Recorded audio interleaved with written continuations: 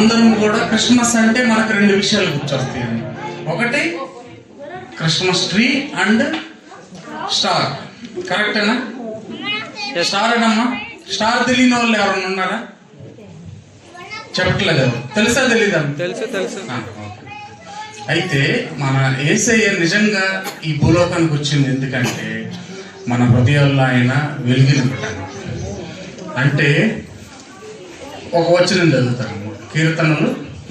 ఎవరు చదవదు, నేనే చదువుతాను. విస్తార జలముల ఘోష కంటేను, బలమైన సముద్ర తరంగముల ఘోష కంటేను ఆకాశమునందు యెహోవా బలిష్ఠుడు. ఆయన శాసనములు ఎన్నడనూ తప్పిపోవు. నా దేవా, నా ప్రభువా, ఎన్నటెన్నటికీ పరిశుద్ధతయే నీ మందిరమునకు అనుకూలం కదా ప్రభువా అని భక్తుడైన దావీదు తెలుపుతా ఉన్నాడు. అంటే ఆయన సన్నిధికి అనుకూలమైనది ఏంటమ్మా? ఆయన సన్నిధికి అనుకూలమైనది ఏంటి? పరిశుద్ధత. చెప్పాలమ్మా, ఆయన సన్నిధికి అనుకూలమైనది ఏంటి? పరిశుద్ధత. పరిశుద్ధత ఎక్కడ ఉంటది? ఆయన మందిరంలో పరిశుద్ధత ఉంటుంది. మనమేమై ఉన్నాం?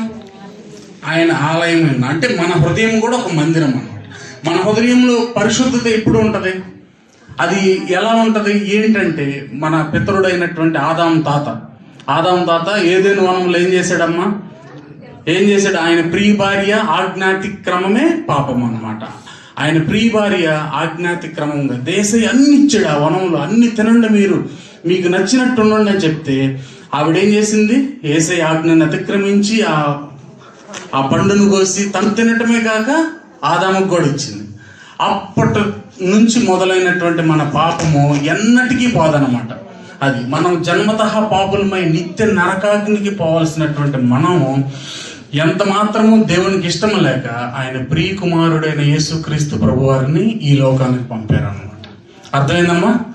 యేసయ్య పుట్టుకలో పరమార్థం ఏంటంటే, మన తండ్రి అయిన యెహోవా దేవుడు ఆయన స్వరూపమందు మనల్ని సృజించుకొని మన పితరుడైన ఆదాము ద్వారా సంక్రమించిన పాపం ద్వారా మనం నిత్య నరకాగ్నికి వెళ్ళుట ఇష్టం లేక ఆయన ప్రియ కుమారుని ఈ లోకమును పంపాడమ్మా. ఓకేనా? ఆ ఏదైనా వనంలో జరిగిన పాపము ఎక్కడ పోయింది? ఆయన జన్మతః పాపము లేనివాడు. యేసయ్య ఏమని చెప్పాడు తెలుసమ్మా? నాలో పాపం ఉందని ఎవరైనా అలా ఎవరైనా చెప్పారమ్మా? చనిపోయి బ్రతికిన వారు ఎవరైనా ఉన్నారా? చూడండి, మనం ఏ బుక్స్ చూసినా సరే క్రీస్తు శకం, క్రీస్తు పూర్వం, ఆయన పుట్టుకలో అంత గొప్ప విషయం ఉంటుంది అన్నమాట.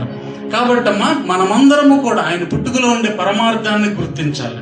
ఆయన పుట్టుకలో ఉండే గొప్పతనాన్ని గుర్తించాలి. ఆయన గెస్సేమనే తోటలో ఏమని చేశాడు? ప్రభువా, నీ స్వరూపమందు సృజించుకున్న ప్రజల్ని నీవు శిక్షించొద్దయ్యా. వీరందరికీ బదులుగా మనకి హిందువులకు కూడా ఉంటుంది. ఏమని ఉంటుంది భగవద్గీతలో?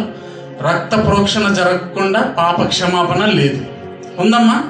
అందుకే మన దేవుడు నిన్ను వలె నీ పొరుగు వారిని ప్రేమించమని చెప్పాడు. ఎందుకంటే క్రైస్తవ్యం అంటే మతము కాదనమాట.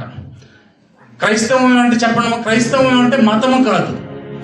చెప్పాలి, క్రైస్తవ్యం అంటే మతము కాదు.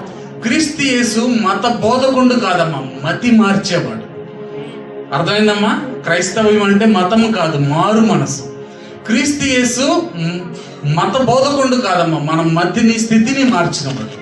అందుకని ఆయన గెత్సేమనే తోటలో, ప్రభువా, నీ బిడ్డలందరూ తెలిసి తెలియక పాపం చేశారయ్యా, వారికి బదులుగా నన్ను శిక్షించి ప్రభువా. నా కల్వరి సిలువలో ఆయన కార్చిన పరిశుద్ధ రక్తం ద్వారా సకల పాప జనాలకి పాప క్షమాపణ, రక్షణ భాగ్యము కలిగిందమ్మ. ఆ ప్రభు అయిన గొప్ప యేసుక్రీస్తు ప్రభు వారి జన్మలో ఉండే పరమార్థాన్ని గుర్తించాలి. స్టార్ అని చెప్పే కదమ్మా మీకు. ఆయన స్టార్ని మనం స్టార్ అందరు పెట్టారా? అందరు మీ ఇంటి దగ్గర పెట్టారమ్మా స్టార్? అందరు ఎక్కడ ఏ మాల్కి వెళ్ళినా సరే స్టార్ కనపడుతుందా? ఆ స్టార్ నిజంగా మన హృదయంలో ఉదయించాలి. అది మన హృదయంలో యేసయ్యని సొంత రక్షకుడు